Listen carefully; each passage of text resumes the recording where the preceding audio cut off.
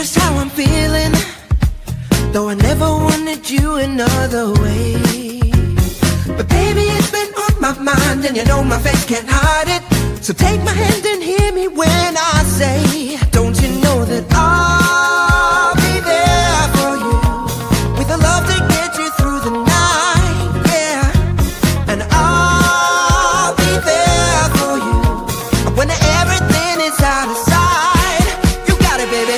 One more time, you got to get it right and forget what it's like for you. And honey, if you're not, then I'ma get you by. But come on, baby, lie. Welcome to episode 72 of the Adam Makes Beer podcast. Today, I'm excited to be chatting with Hannah Ison, Director of Brewing Ops at 0 Day Brewing and Executive Director at the Brewers of Pennsylvania. Before we get going, let me give a shout out to my fantastic sponsors that make content like this possible. Starting a brewery is a big step. Blickman Engineering is here to help. Since 2006, they've equipped hundreds of nano breweries for success.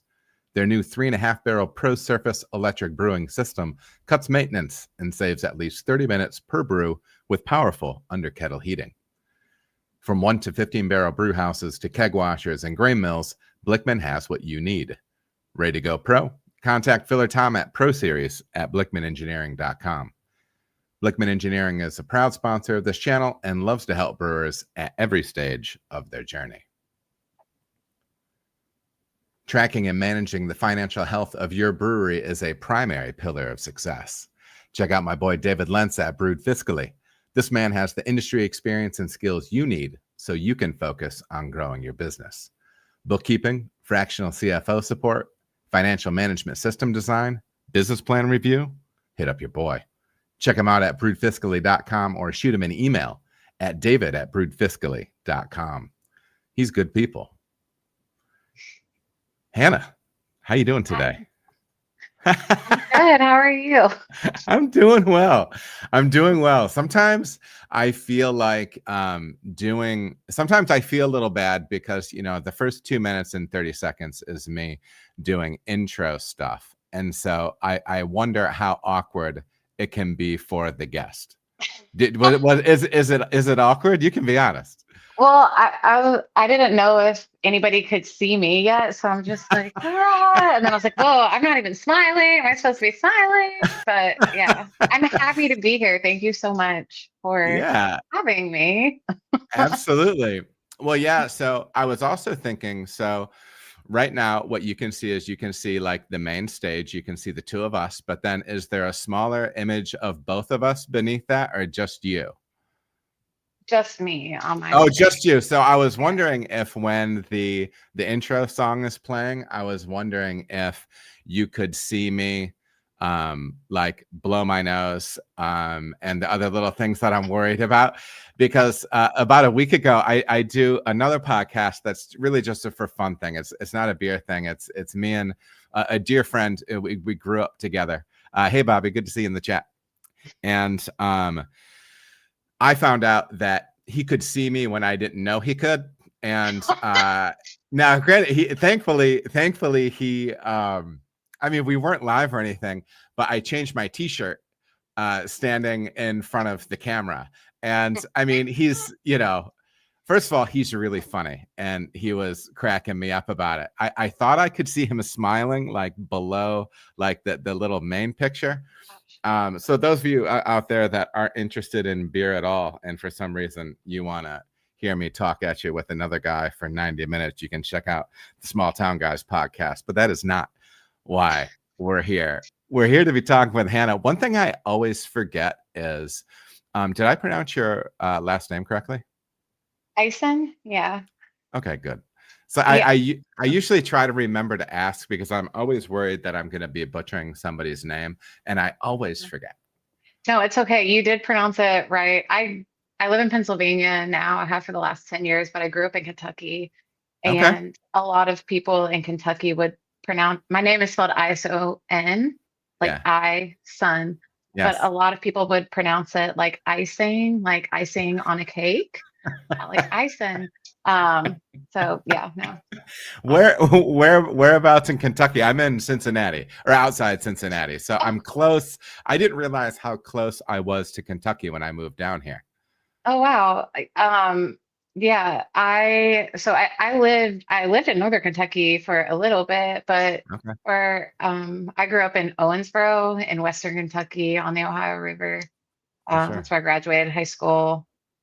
And then I graduated from the University of Kentucky. So I spent several years in Lexington, Sure. which is not super far from Cincinnati. Yeah, yeah. Yeah, have you ever done the Bourbon Trail or any like part of it, like bouncing around those things? I have for sure. I love Buffalo Trace. That's my Okay, favorite bourbon. I don't, at least the last time I was there, they were not technically a part of the Bourbon Trail, but that is for sure a distillery worth hitting. sure. It's an amazing product, and the tour itself. I mean, you get to go in and watch them hand label bottles of Blanton's and Yeah. just see so many. The history of Buffalo Trace is wild. I When I was living in Lexington, there was a whole like bourbon heist thing where a bunch of barrels were stolen, and they found out through like the rumor mill on a co-ed softball team who did it. And it was just like small town, like, but big money stuff, I mean, this stuff Yeah, had been like aged in barrels and I'm pretty sure it was Pappy. So it was like, yeah. 13 or 23-year-old. I don't know, probably a mix of stuff, but it was a Yeah, big deal. A lot of money invested, and I think it was an inside job, but they found out sure. through softball. So I I don't know. love it. So when it comes time for an adult beverage, what is your go-to? And sometimes people feel like embarrassed to say if it's not beer. There's absolutely nothing wrong with that. Well, what's your go-to beverage typically? Okay. Yeah, so I love beer. Mhm. If I'm drinking beer, I love light lagers. I love pumpkin beers. I'm not ashamed to admit it. Actually drinking one right now. I love sours. Like anything that has a unique flavor profile that's just fun to drink. I Sure. super enjoy that. Mhm. Um, but I enjoy cocktails too. I love a margarita. Yeah. I love I love hard seltzer. I Uh-huh. really do. We make hard seltzer at Zero Day. So that's something that I feel like is a beer alternative that doesn't Mhm. fill me up quite as fast, but Mhm. it's still something that we're allowed to produce, and we do produce it, and we sell it, and we sell a lot of it. Um, so yeah, I if I'm gonna have more than one, I'll typically grab a hard seltzer. Sure. Um, but I love I love margaritas. Yeah. I My bourbon drinking days are a little in the past. Uh-huh. I was a connoisseur, but Sure. it hits a little too hard now Sure. as a Sure. person solely responsible for a 5-year-old human being. So Sure. I Sure. have a Yeah. daughter, and yeah, I mean, not that I'm just like crushing margaritas either, but Sure. but Well, I don't know. It's like one bourbon, and I'm like, that's it. Like sure.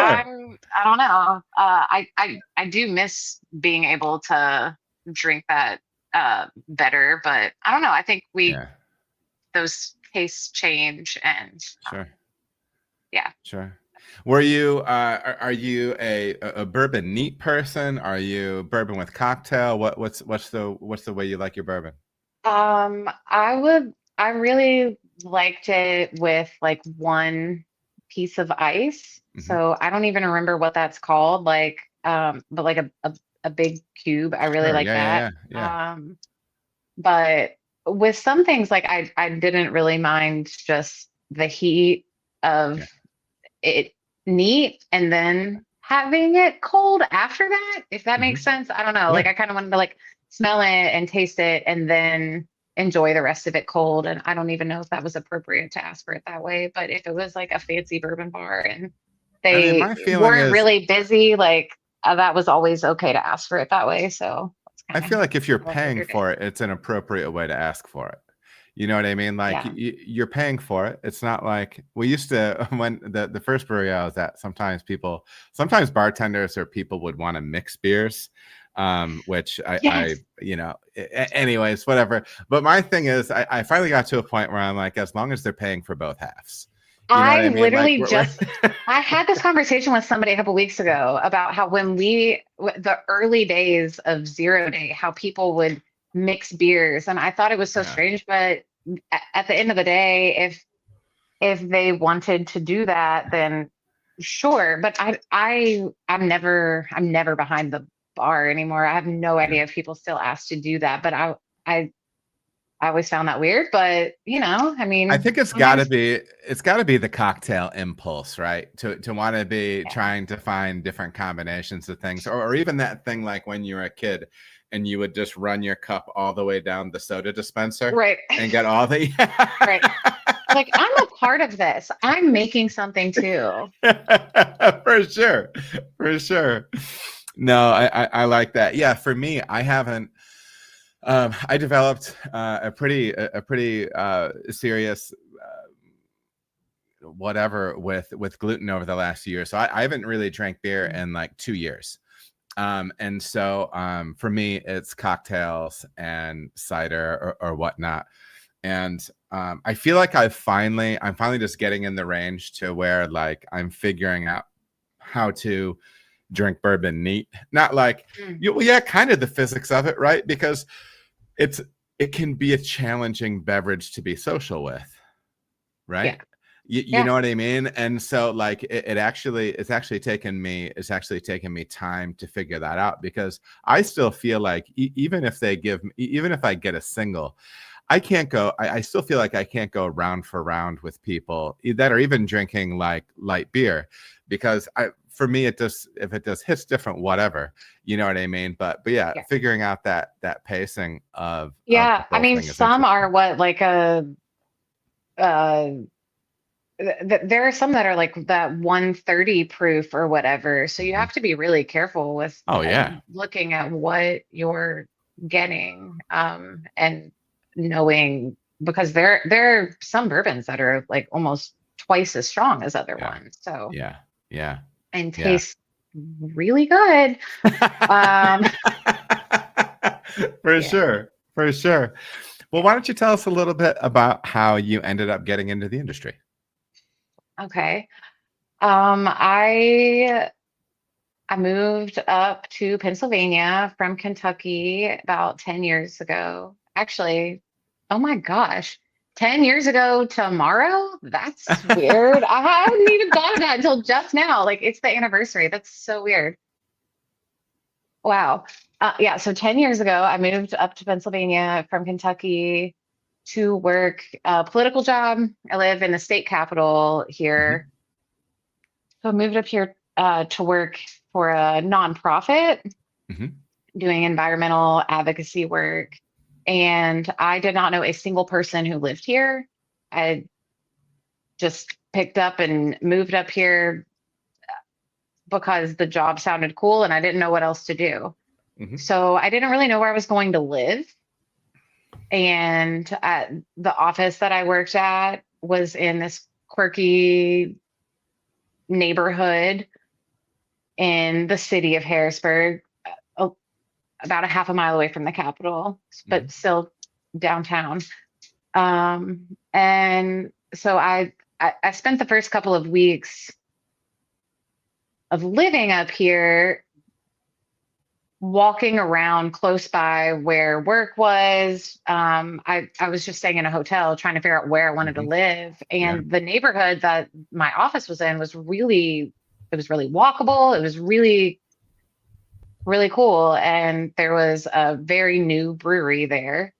0 day, and it was really close. It was right across the street from where I was working. So I ended up popping in there one of the first days that I had moved up here, and I was just immediately welcomed with open arms and just connected to so many different people. There are a lot of neighbors and regulars, and that was who was really supporting that place from the beginning. They had been in business 6 months at that point, so still very new, but not brand new, but still really, figuring it out.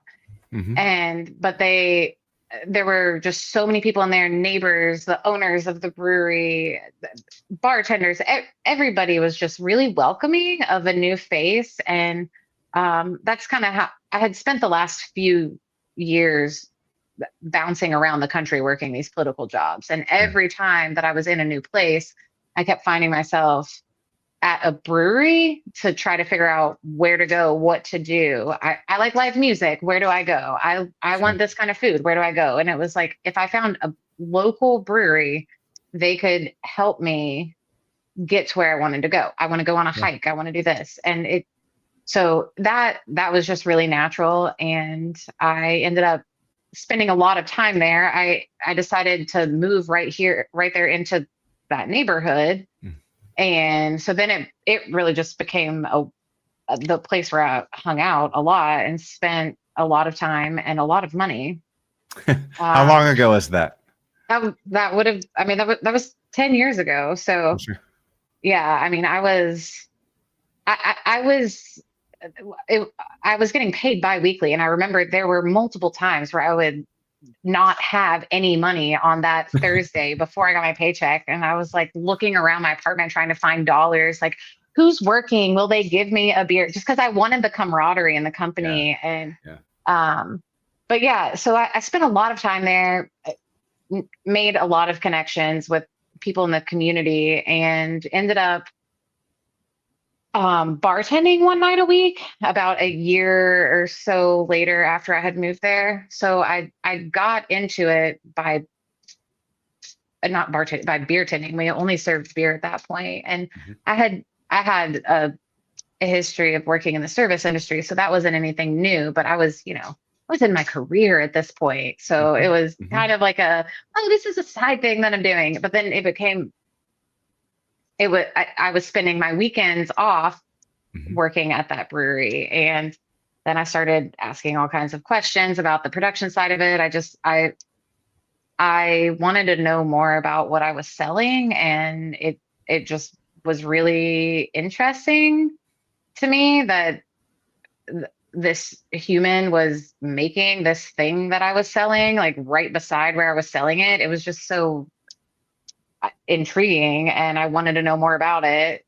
And I just kind of dove in, started asking questions. I never had that like, you're going to intern for free experience that I think a lot of people have had in this industry. I mean, I showed up and I would help bottle. But anything that I showed up to do on the production side before I was technically a production employee, I was compensated for as everyone else was. And they really cared about that and made sure that that was something that they did. I don't want to say that even back then, like 10 years ago, but I know a lot of people who were not compensated like that then. Yeah, absolutely. So I think I had a really positive introduction into that side, and I eventually needed to get myself out of politics and find something else at that point. So we kind of talked about full-time opportunities at that brewery, and they at that point, one of the owners and founders was making all of the beer, and they were ready to bring someone else on. And so I left my job and my full-time job and started learning how to make beer. It was like just a all hand, like a really immersive training program, I was really intimidated and scared because I had never homebrewed. I did not have a history of making beer. My degree is in political science, not biological or Sure. chemistry. Like I did not have a academic background or a hands-on, and I was just not a naturally mechanically minded person, but Mhm. I did believe that I could learn how to do something that I really wanted to learn how to do. And so I Mhm. took a chance on myself, and I really thought that it wasn't going to last, but I don't know, we're many years into this now. Yeah. So So I'm always interested to know when people have a positive experience, you know, if you want to say being onboarded. Obviously, you're connected to the company before that, but you know, going from doing front of house work to back of house, what did they do when they were training you into the brewery that made the transition easier or facilitated a growth in your confidence of being able to do this new set of work?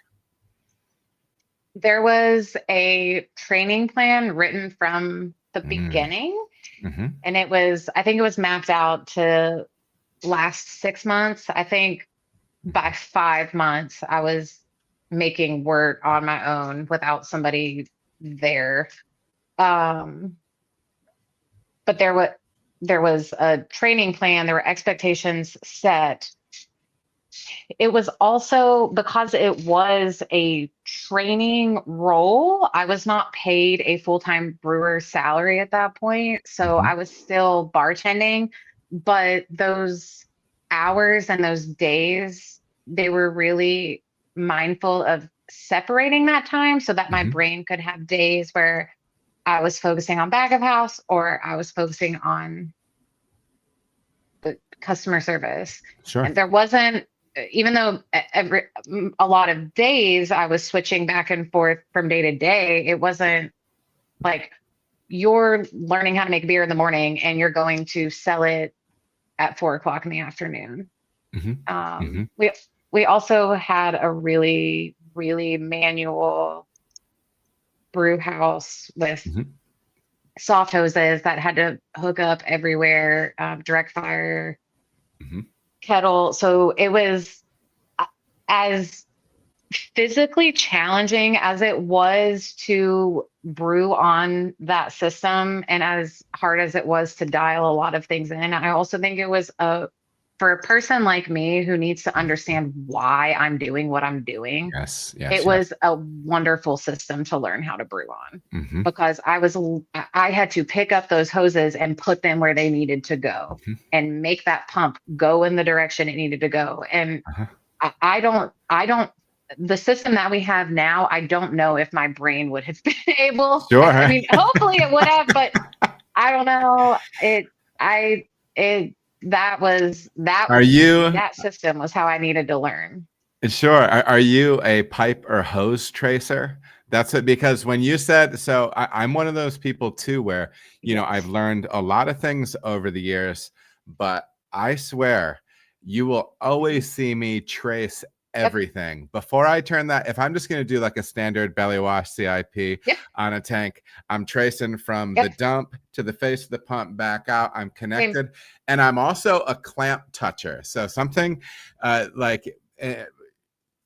You develop a certain semi-compulsive things when you brew. Oh, yes. And one of the I things don't know that what you're I talking always find is, especially CIP, well, anytime I'm breaking something off, so I would always, you know, I would touch valve, clamp, valve, and then I grab the clamp in between them. But I would always do that. It's little things that, and even like the tracing of what's happening. In Yeah. the last brewery I was at, I was in a management role, but I would also work on the floor as well. But you know, we would always say walk the line. It was this was a little bit larger setup, and they had some process piping, but you know, when you hooked up to the tank and you're getting ready to knock some wort out, you had better walk around and walk that whole line and make sure all the valves are where they need to be. So I think that's a really common thing.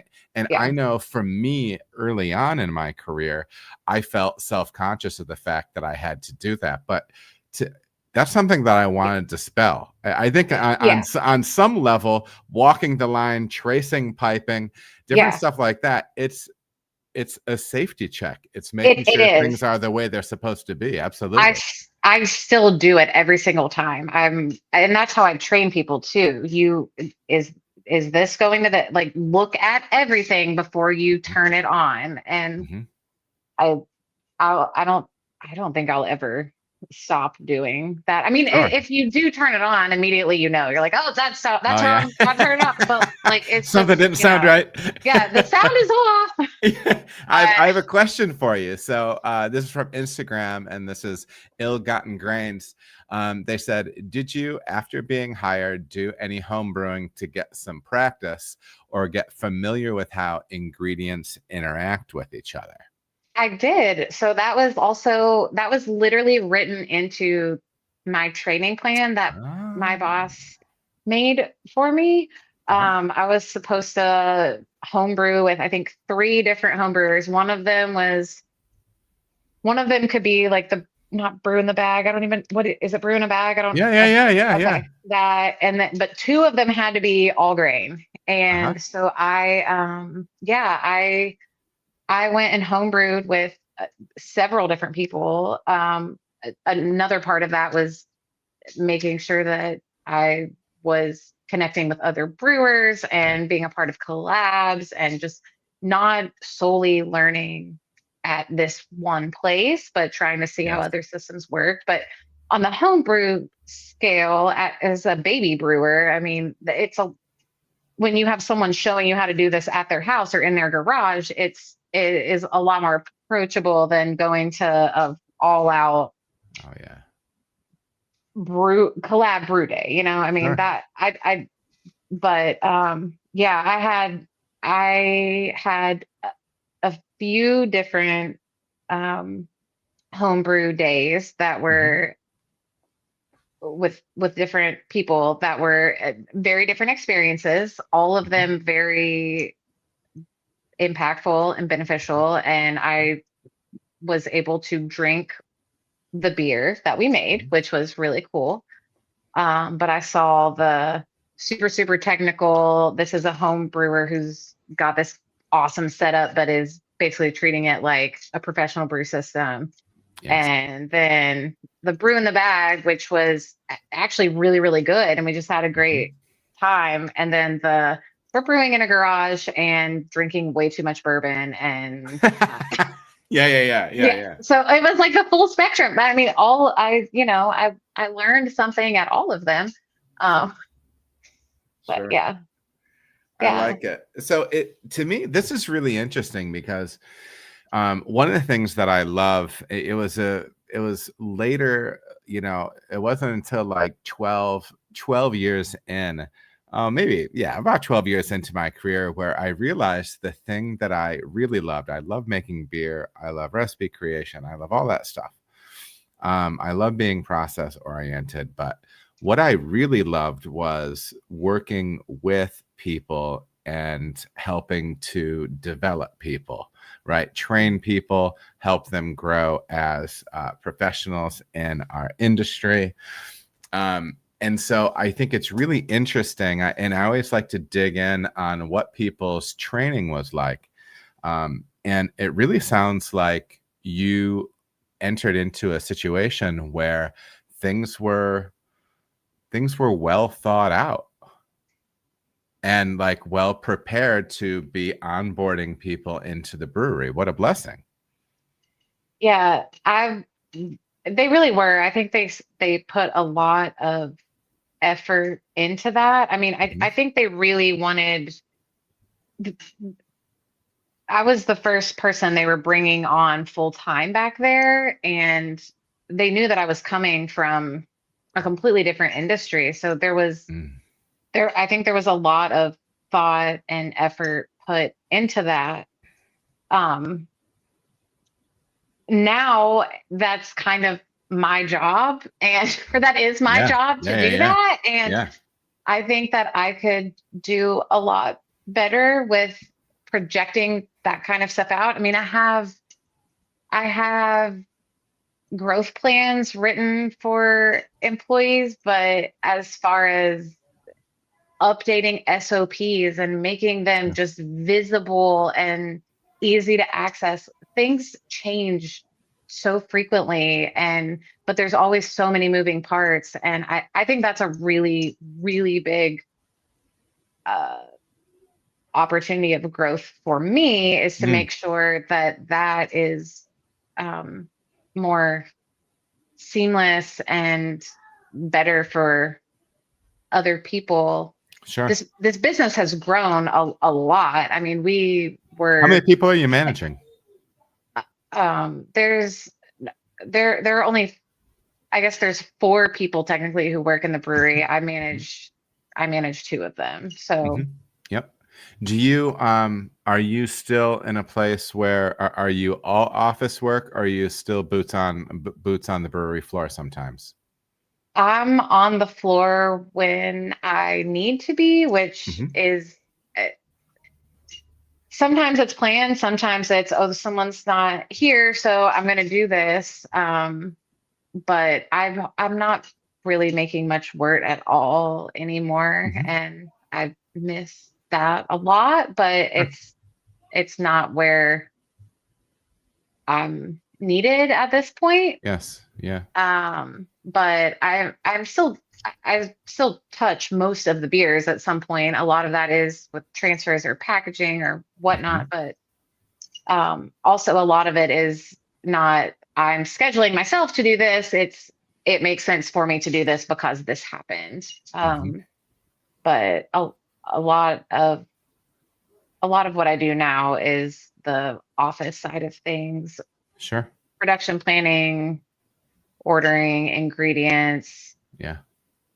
trying to figure out a maintenance schedule that makes sense so that we're Yeah. a little less of a reactionary Mm. Yeah. brewery and a little more preventative maintenance type focused. But yeah, I mean, we're constantly having conversations. We try to not debrief, but just check in every morning with what this is, what needs to happen, what makes sense for who to do what. This is when this person's going to be here. I mean, we had something last week where our hot water heater was broken, so we were Mhm. pulling hot water from the hot liquor tank, and so just there's always something like that where you're Always having to something. work around Mhm.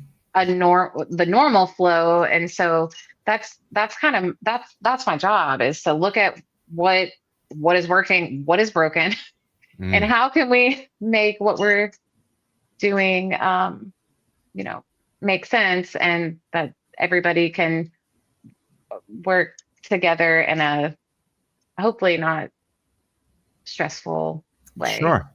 Sure. So, first of all, thank you. We got a couple questions coming in from Instagram and stuff. People keep dropping them as we go. This one is from Bambino Brews. He wants to know, how do you maintain culture and or morale where sometimes things can become monotonous? Well, I That's not, I first of all, I've it's got to not simple. say It's not simple. Go ahead. I don't, from my perspective, at the Mhm. brewery that I work at, things don't really feel monotonous. Yeah. I would say working on the canning line is Yeah. monotonous. Mhm. Making wort is the same thing, right? But I've never, I don't know if I've ever worked with someone or felt that this was a monotonous kind of Mhm. job. Mhm. And I mean, I cannot last a whole canning round. I'm like, I'm bored. Sure. And as long as nothing's going wrong. If something's Yeah, going yeah, wrong, yeah, yeah. obviously, like, I'm not Board bored. is good on the But canning yeah, board line. is Board good. means That's it's what we running. want. Yeah. But I mean, we listen to music. We have a Bluetooth speaker where any of us can hop on, and sometimes someone's playing all the music. Sometimes there's like a jam thing. We bring in beers to share with each other when it's safe to do that. And someone's always giving us some kind of beer, you know, and I don't Yeah. think any of us ever bring those to our houses. We're like, oh, I'm Yeah. going to share this with you. And Yeah.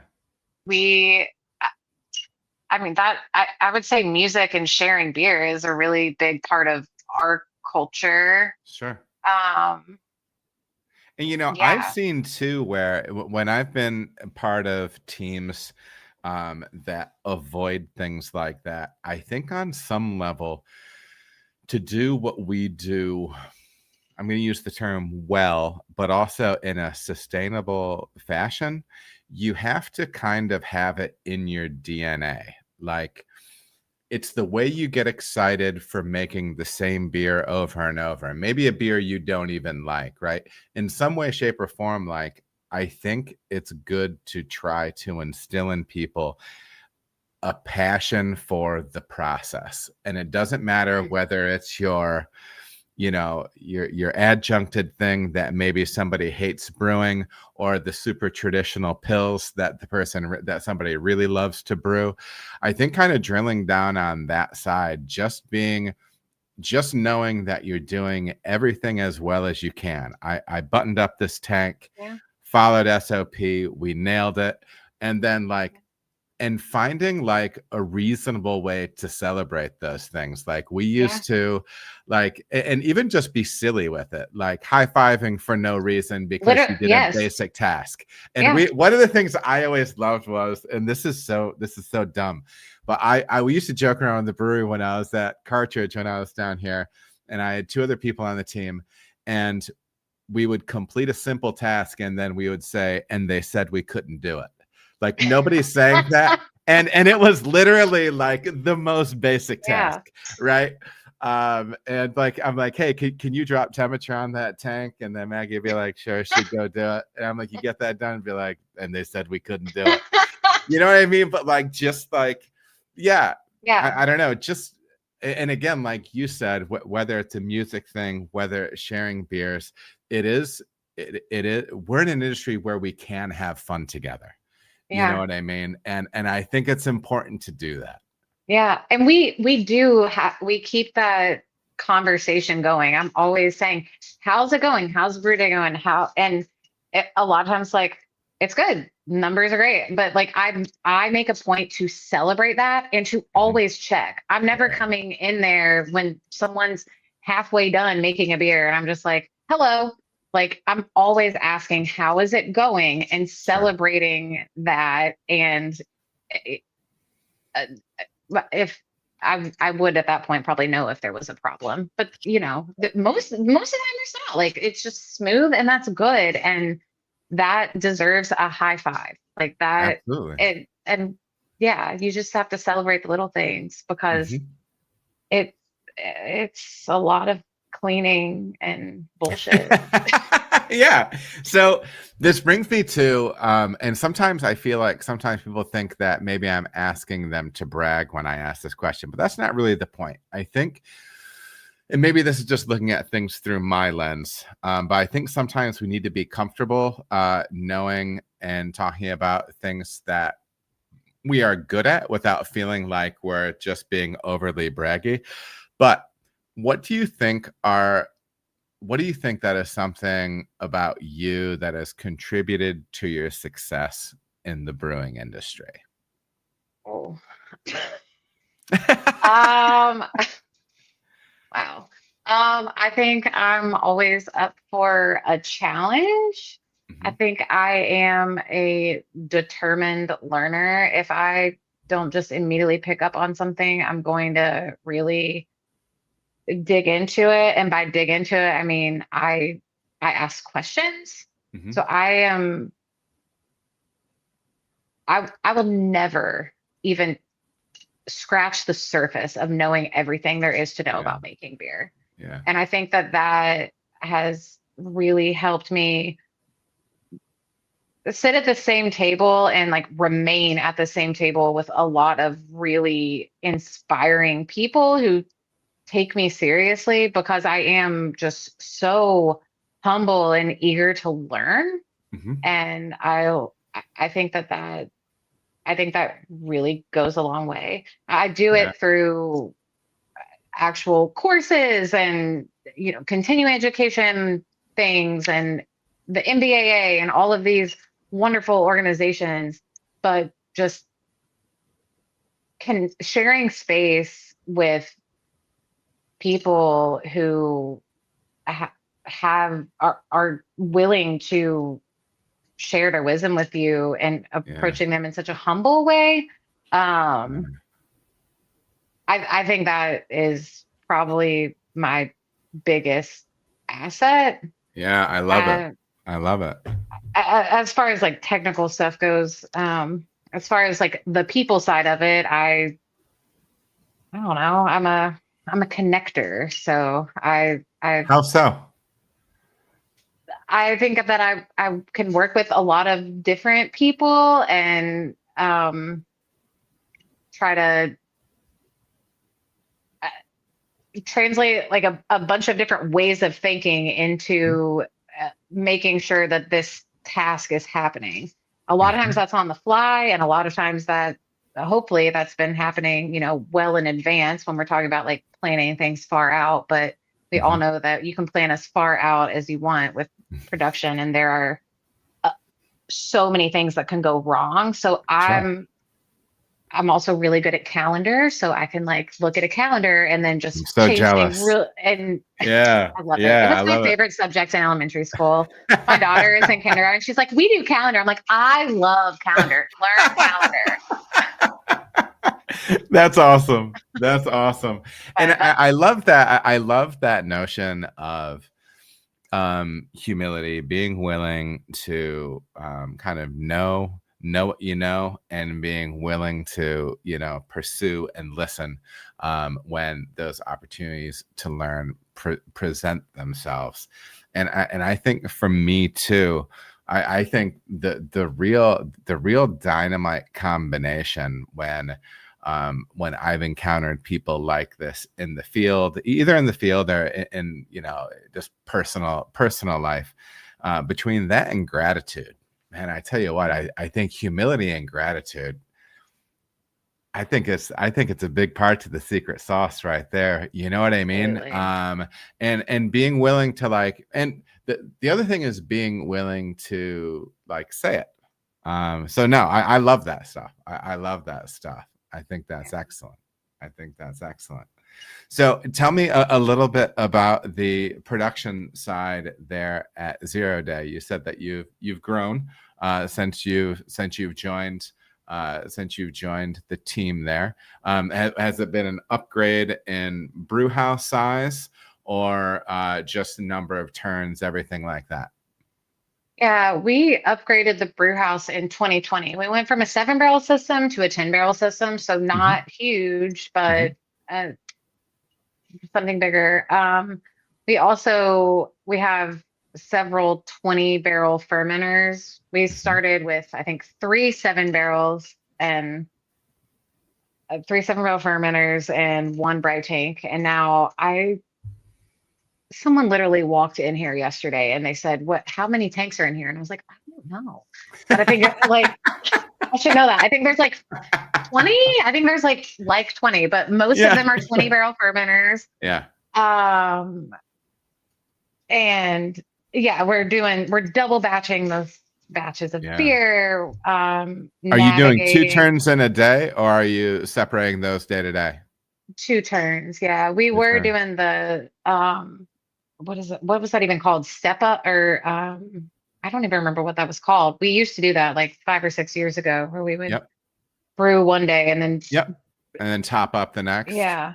Yep. But Yep. now it's uh double batches. How long is that shift? Does one brewer do the two brews, or is it shifted out between two? One brewer does the 2 brews, and he's got it down to the 9 hours, I think. I Yeah. mean, Nice. Nice. he's very efficient. And they're knocking out full batches. So Yeah.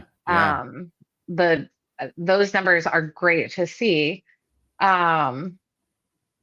So but yeah, I mean,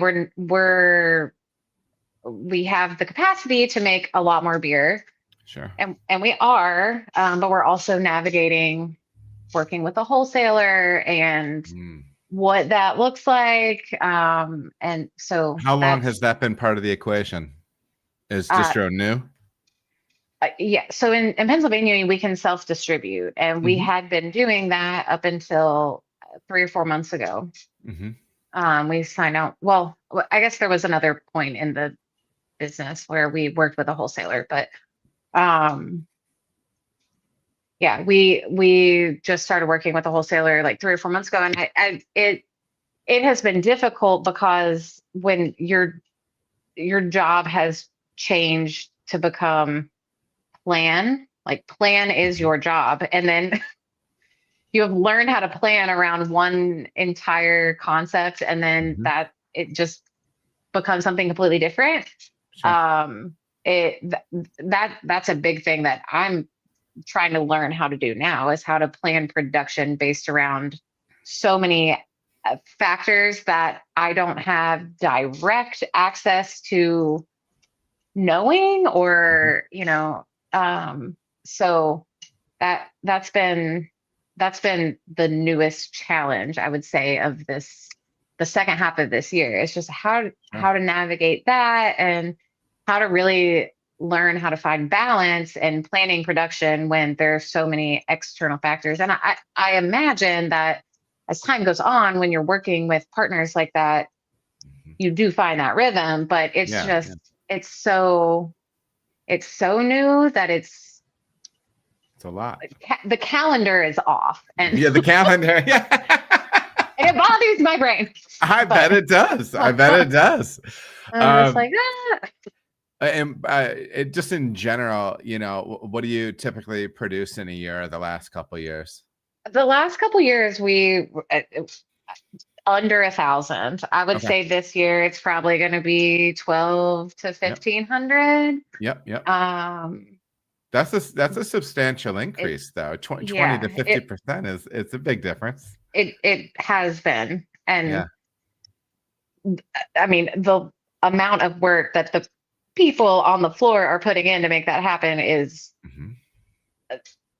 admirable, because it's a lot, but it's a lot on all sides of that. I mean, we're ordering more stuff, we're planning more stuff, we're working with our farmer more. There's just, there's so many more conversations and so much more physical work, and that's going into that kind of growth. And we're here for it. We'll make it happen. But tell me about the pumpkin beer that you have in front of you, because the pumpkin beer is sometimes the oft maligned pumpkin beer. So this beer, when I first started making beer, one of the things that I was told was that 0 Day would never make a pumpkin beer. Yes. And I get it. Like that, a lot of people don't like pumpkin beers, but it took me about 3 years of being on the production side where I said, I actually really like pumpkin beers, and I want to make one, and I want to make one that tastes like pumpkin pie. So a lot of our recipes are extremely collaborative and multiple people sitting down in a room. But I came up with this recipe on my own. It has been tweaked, so I don't take full responsibility for what it is today. And I also have not brewed this beer for the last 2 years myself.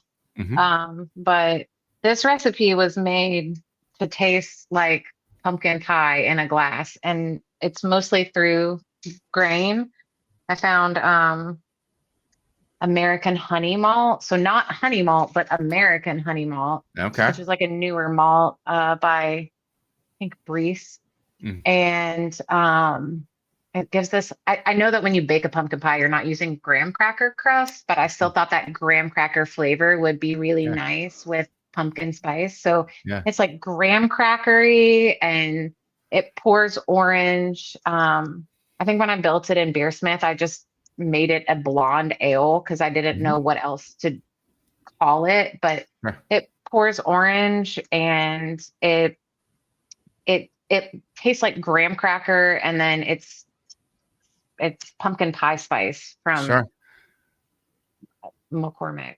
Yeah, yeah, yeah. So So nothing fancy. for you personally, do you like your spicing levels low, medium, or high on this? Because I know, well, first of all, everybody's palate is going to be different, right? For what they even taste in something. But do you like to have those flavors be very bold? Do you like to have them be subtle? What's your thought on a beer like this? I like spice levels to be low Hmm. and to have them balance with whatever you're doing with the grain. I Mm-hmm. think Hmm. that if you have spice like extremely bold, then you're going to miss. I, I I wanted this to really have a lot of characteristics from those specialty malts. So Hmm. I wanted the spice to be pretty low. Um, I don't even know how I decided if it was even me by myself. I don't remember how the first year of making this, the level of spice was decided. But I do Mm. know that as we've gone on, we've just done the same thing with it. Sure, sure. But I think it was just kind of like that. That is one of the hardest parts. Like Hmm. how, especially when you're adding it cold side, like Hmm. how much are we going to overdo it? And Sure.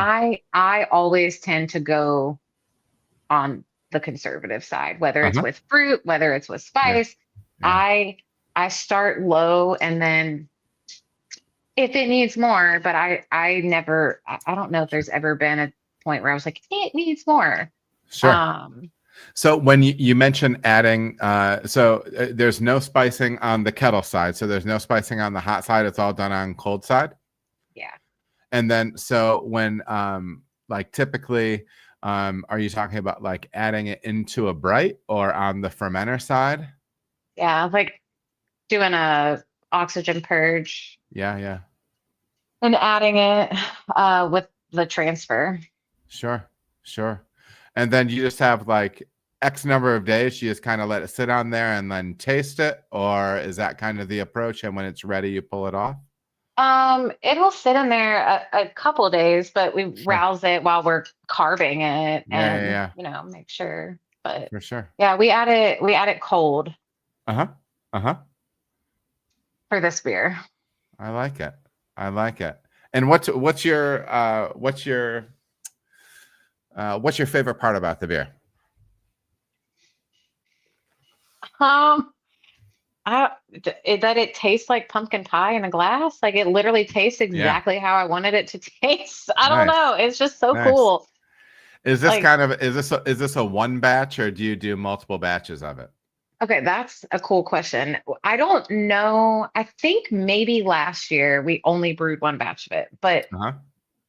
there have been, I know when we first brewed it, we ended up it was a 7 barrel batch. So we ended up making Hmm. another 7 barrel batch. And then Hmm. I don't know the numbers of the years in between, Sure. but this year we started with a 20 barrel batch and then it it's gone. We have I think one keg of it left we have Good four for you. retail locations and there's only one keg of it left and it's October 1st. I thought Yeah. this beer would sell through Thanksgiving. I wanted it to be gone by Thanksgiving, but Yeah. I put it back on the production schedule. And we brewed it again last week, Yeah. and we're only 10 barrels of it. But I Sure. want to have this beer for Halloween, or Yeah, for yeah. at least through October.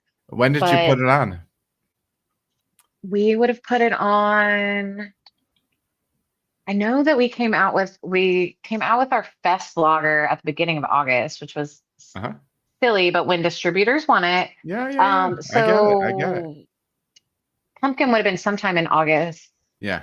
by the Yeah. end of That's August. I just don't it's know just how it goes. exactly. And I Yeah. think sometimes I think we can, for a long time, I kept things like that, whether it be a specific beer style or how early we had to release it or whatever.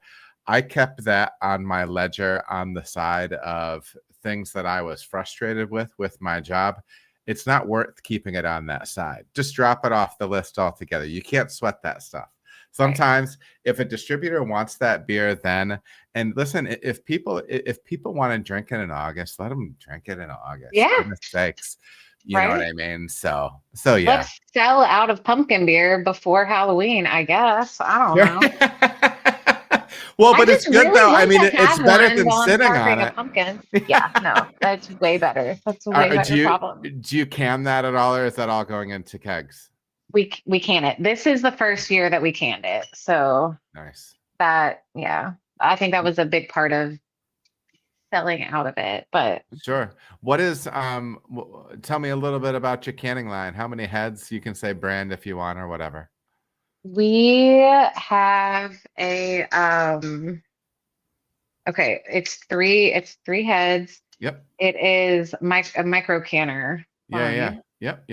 We got it in 2020, which I think a lot of people got canning lines in 2020. Yeah. But This is true. we already had this one on order. We have been doing the mobile canning thing, and it was I'm really glad that those companies exist. I think they Sure. help get a lot of beer out to the market. But when we're digging in more and more to the nuances and the maintenance of these canning lines, I cannot imagine taking that thing off of a truck every day and leveling it and setting it up. So yeah, it was a really smart investment, and we had one already in the works before COVID happened. So Yeah. we got it in 2020, and it requires maintenance. Things break. We are literally learning every day how to take things apart. I think they're a great company. They have their customer service is super responsive. They help you through a lot of stuff, but and they have a lot of videos online, but a lot of it is us just like, well, if I take this screwdriver and put it here, and then it's like, it's just, how does this come off? And we're just kind of working through it. But how long do you ever do like a full 20 barrels through it? Or is it portions? We have not ever. Now we have done like half and half. Like, okay, we're going to do 2 batches, but I would say the most that we do per batch is half a batch. Yeah. But again, like 10 barrels. But again, we have not found that rhythm with wholesale where it's like, we're brewing this so you can pick this up. Yeah.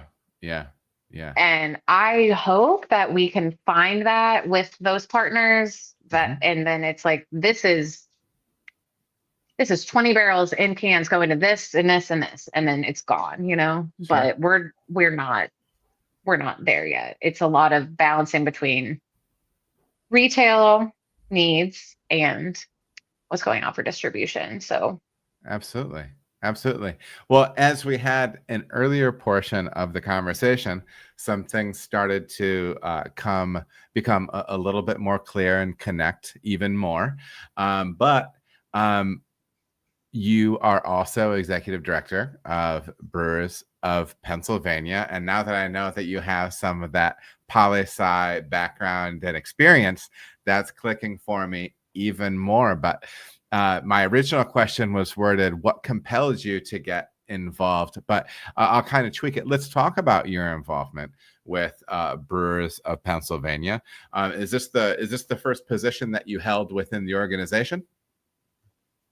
No, I've been a part of their legislative committee, I think since 2019. Mm, Um, and then I was on the board, I was a member of the board of directors for the last 2 years.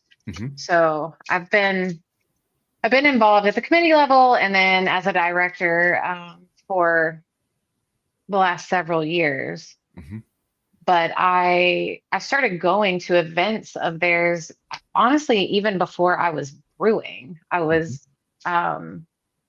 going to these symposiums, conferences, different events that they had back then that mostly because of what my background was and Sure. how we were trying to, tie it all together. But yeah, I mean, as a beer tender, I went to some of my first events with the organization. So I've been involved since I guess 2017, hmm 2016, hmm 2017. But in a leadership capacity for the last few years. hmm hmm What what's that experience been like? I've never been involved. Well, I've done like the legislative day stuff. So the first gotcha. Okay, so you said anniversary of moving. My daughter texted me today and she reminded me that today is 5 years of moving. It's our 5 year anniversary of moving to the Cincinnati area. I was born and raised in Michigan, and spent most of my life there. But in Michigan, they had a really long-standing and well-established Brewers Guild. Down here in Ohio, they have a guild as well, and they both did participate in the legislative day thing. So I've done some things like that, but yeah, my involvement has never been super deep, super hardcore. What made you want to take the next step from some of the involvement that you had to really diving in with this executive director role? Um, well, I needed to make more money. Uh-huh. To be completely honest, I raised my daughter on my own and I couldn't do it based off of the salary that I was making. Sure. And I don't want to leave this industry or the place that I work and I'm passionate about. So I needed to really look at how to diversify that hmm um, in a sustainable way.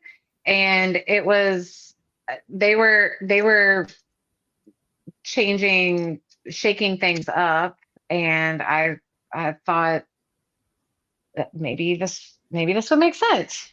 hmm I will say that working two full-time jobs and raising a child by Sure. yourself is a lot. hmm I've been doing both of these jobs full time now since the 1st of July. hmm So July, August, September, October, I guess July, August, September. So 4 months in. hmm I think I look a lot older than I did 4 months ago. I am so sleep deprived and it's showing on my face. I wish I was like a paint your face every day girl, and I'm not, because I need to learn these tricks because That's it's so bad. funny because I feel that because the being somebody that as part of your job makes videos of yourself that people can see, there is a nonstop like record of what's Oh yeah. happening to my face and the whiteness of my beard, because I just edited an old video. I just repurposed an old video for some stuff, and I was looking at it and I wasn't wearing a hat, in that video, and I'm like, I feel like my hairline was better back then. And look, I'm pretty sure my beard was darker than it is right now. So I Um, feel that. But anyways, yeah, yeah, for sure. yeah. For sure.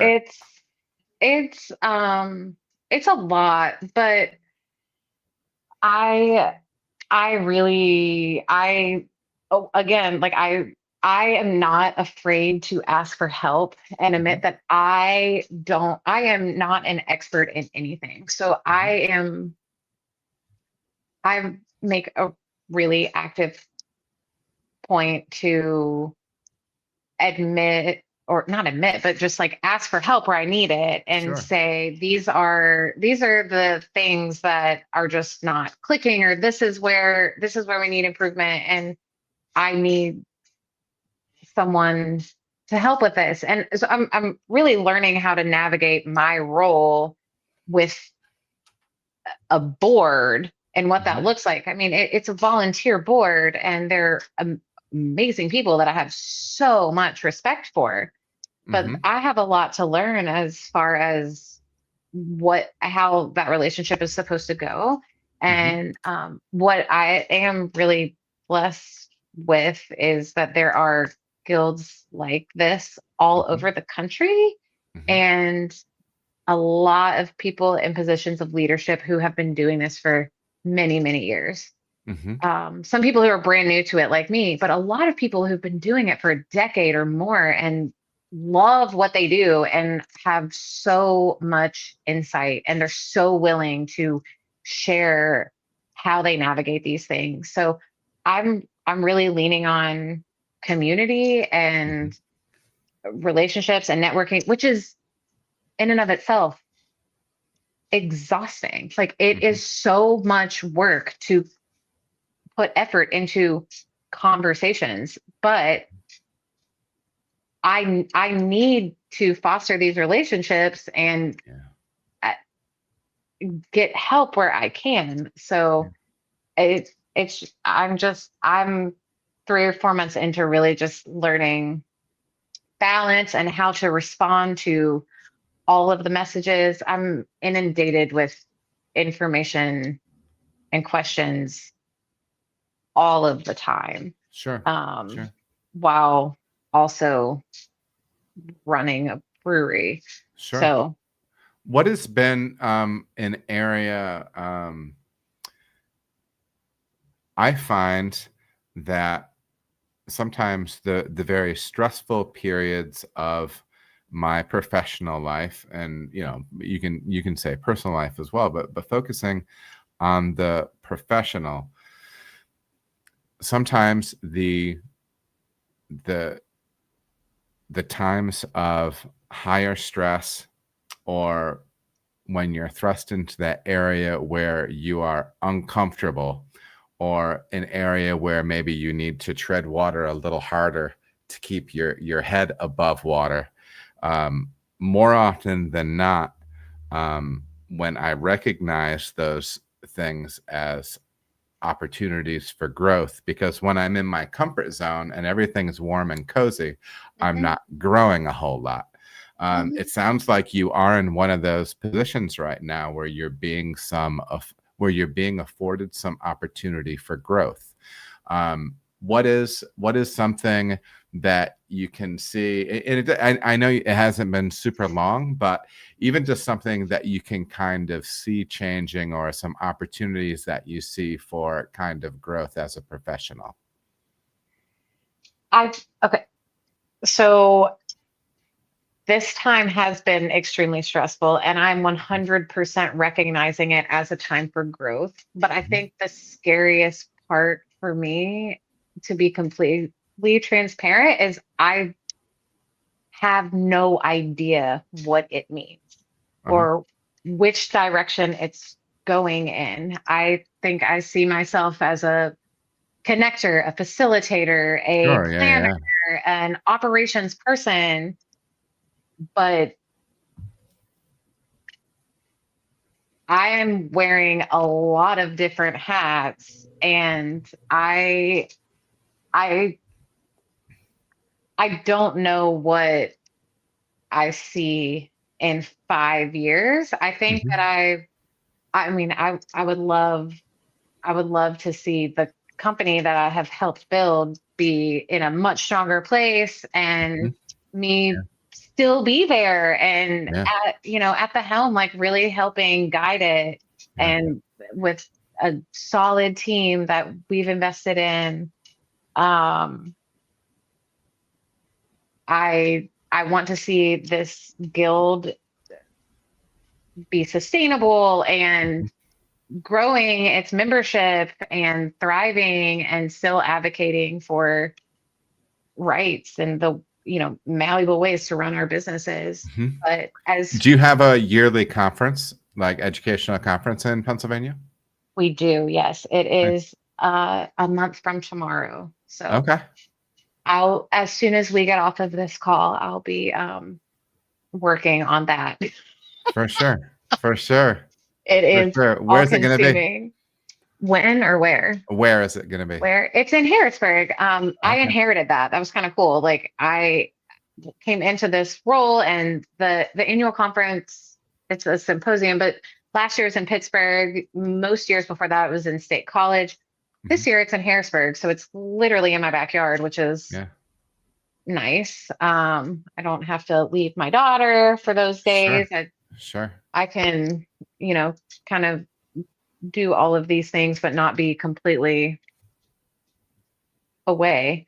Sure. But yeah, it's in Harrisburg and it's November 2nd through 4th. Nice.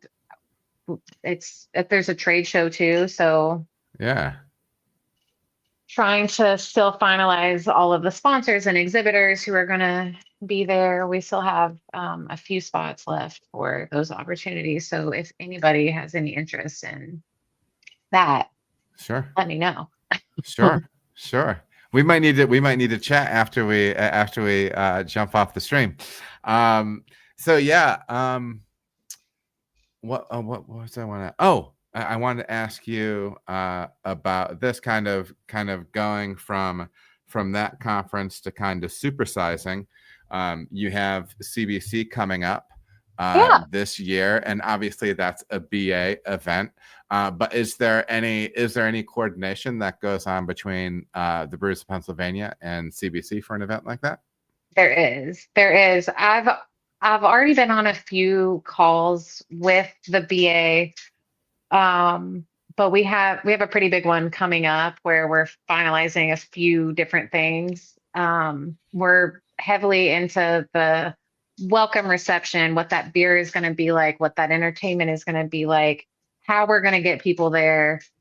I know there have been different grants requested. I don't know if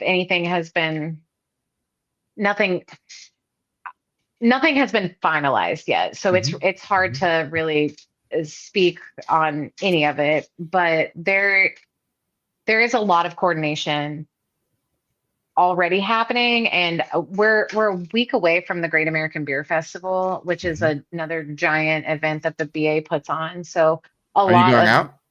I am, yeah. I'm Ah, gonna awesome. go. Awesome. We're not pouring this year. We poured last year. We're not pouring, but Mhm. we entered the competition, so I hope we win something. We're gonna go Yeah, award nice. ceremony, but I Nice. have a ticket to see one of my favorite bands at Red Rocks that Thursday. So Nice. Who are you gonna see? the Revivalist, Nice. yeah, it's a New Orleans, like I don't even know how you describe them. Jam rock, not jam. I don't know how to Yeah. describe them. Rock. They have two drummers. I don't know, but Okay. Yeah, yeah. um yeah, I think I know that once GABF is over, Mhm. the CBC conversations will ramp up Yeah. even more. There's a lot happening in the city of Philadelphia next year too. It's insane with all the sports events and everything that's coming. But there is a lot of coordination. There are some really cool opportunities for our guild members at CBC, and we really want to make sure that we're showing off Pennsylvania and specifically Philadelphia in the best way possible, which Sure. I'm confident that we will be able to do. Yeah. The BA has a wonderful team of professionals who know what they're doing, and they're making some changes this year. It sounds like there's some really cool ideas in the works, but it's not really a out there thing to Sure. talk about yet, Sure. I Yeah. guess. Yeah. But Absolutely. Absolutely. yeah, we're really excited. I mean, it's also really strange to come into this role and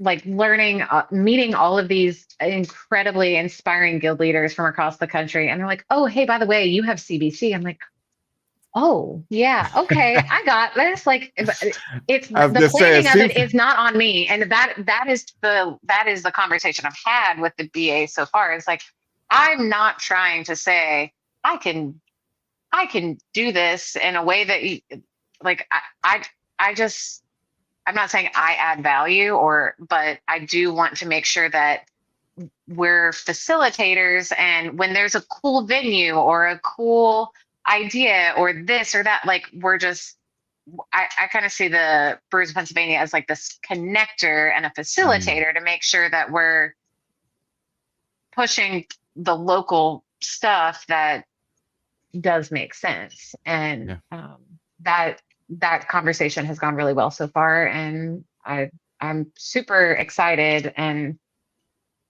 also not stressed because they know what they're doing. So I'm good at connecting people and places and things, and I could do that. What is, if you had to boil it down to one thing, and if you have multiple things, that's fine, but if there is one thing that you feel as if really keeps your fire lit for this industry, what is it for you? I think maybe seeing people proud of what they're doing. I think there's awesome beer and beverages out there, but when you make something that you're really proud of, I just that really gets me excited. I am only still in this industry because of the people in this industry. And so for me, it always boils down to the people. And when the people are connected to the product and proud of it, I think that's what I always want to see. But yeah, I mean, I don't know. It's people working together to make something they're proud of. I think that's what it boils down to. And you can spin off of that in so many different ways, but Sure. I love it. I made it seem so generic. I don't know, but no. People. Well, no, but it wasn't. But I do think,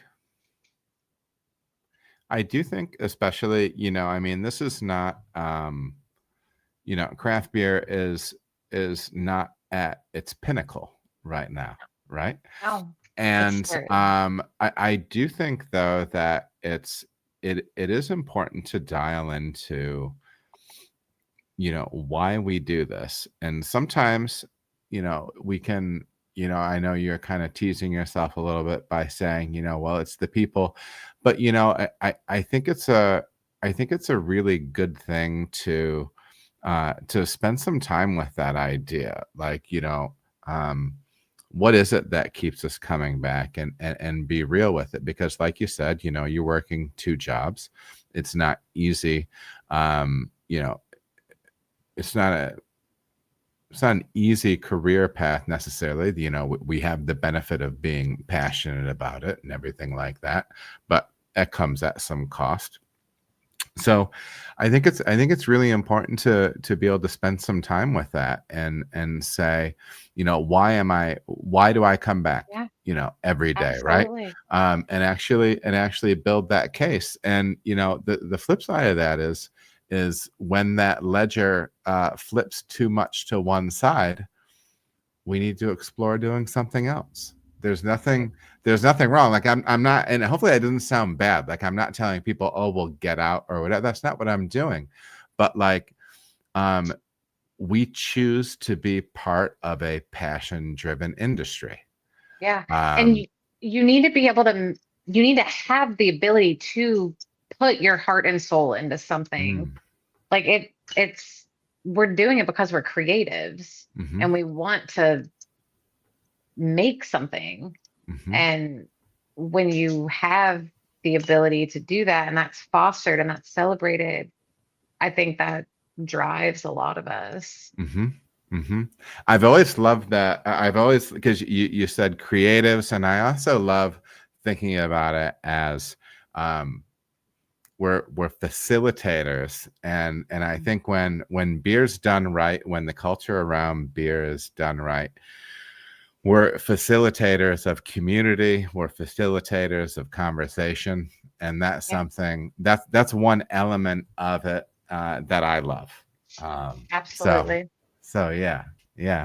Well, this has been a lot of fun. Is there anything that you want to let us know about Brewers of Pennsylvania or a 0 Day, where we can follow those organizations, what they have coming up, stuff like that?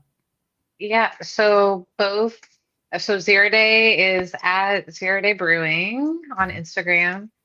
Brewers of PA is at Brewers of PA. I think so. Yeah. I am at Beer Making Mama. But yeah, 0 Day is a brewery in Harrisburg, Pennsylvania. Our beer is distributed in Pennsylvania, but we're going to be out at GABF next week. So if you're there, find me on Instagram and say hi. I love meeting new people and saying hi to people I know. But as far as Pennsylvania specific people, sign up for the symposium. There are some awesome sessions that we have, and I'm just really hopeful to see as many of you all there as possible. I appreciate everything that you guys do to keep us going. Awesome. Well, Hannah, listen, this was wonderful. Stick on through the end of the stream, if you could, just for a moment, so I can chat with you off stream. But it was wonderful getting to talk to you. I really appreciate you making time. And please do check out 0 Day, check out the conference for the Pennsylvania Brewers Guild, or is it Brewers of Pennsylvania? Brewers of Pennsylvania. And as always, if you have any equipment needs, look up my people at Blickman, and financial stuff if you need a little guidance, brewed fiscally. But as always, I always appreciate you, the comments and questions coming out of the chat. I love seeing my people in there. And tomorrow I'll be back on for Small Town Guys. That is a non-beer pod that starts at 8. It'll be roughly around when Thursday Night Football starts. If you just feel like hanging out and chopping it up with a couple of fools, stop in for that. And then Monday next week, I'm going to be chatting with Jen Talley. We're going to be talking about anything from things like her book on brewing session beers to barrel-aged beers, to recipe creation. So get ready for that. So as always, I appreciate you being here. Be good to your people, and we'll see you next time. This feeling's deeper than an ocean, with a groove that's beating harder than my heart. So baby, now just hear me out. No, don't fear this emotion, 'cause you can't stop the fire once it starts.